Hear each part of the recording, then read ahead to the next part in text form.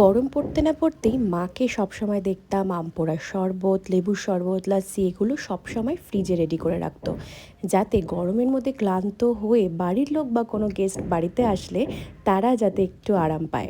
আজকে first time try করলাম।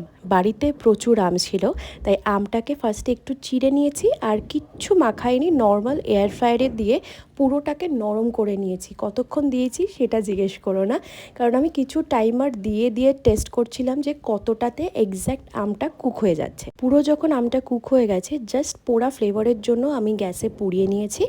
এরপর এর মধ্যে চাট মশলা, নুন, একটুখানি ভাজা মশলা দিয়েছি, ব্যাস। আর কিছুই কিন্তু দিইনি। তোমরা চাইলে আরও কিছু অ্যাড অন করতে পারো তোমাদের টেস্ট অনুযায়ী। ও হ্যাঁ, চিনির বদলে আমি কিন্তু এখানে স্টিভিয়া অ্যাড করেছি, যাতে খুব একটা আনহেলদি না হয়। ব্যাস, তারপর এগুলোকে আমি একটা সিলিকন আইস ট্রের মধ্যে জমিয়ে নিয়েছি। কিছুক্ষণ ফ্রিজে রাখলেই আরামসে জমে যাবে। এবার যখন যখন খেতে ইচ্ছে করবে, জাস্ট দুটো করে কিউব আমি এর মধ্যে নিয়ে একটু ঠান্ডা জল মিশিয়ে খেয়ে নিলেই কিন্তু রেডি। তোমাদেরও যাদের বাড়িতে অনেক কাঁচা আম জমে গেছে এবং বুঝতে পারছো না আর কিভাবে ইউজ করতে পারো, এটা কিন্তু অবশ্যই করো।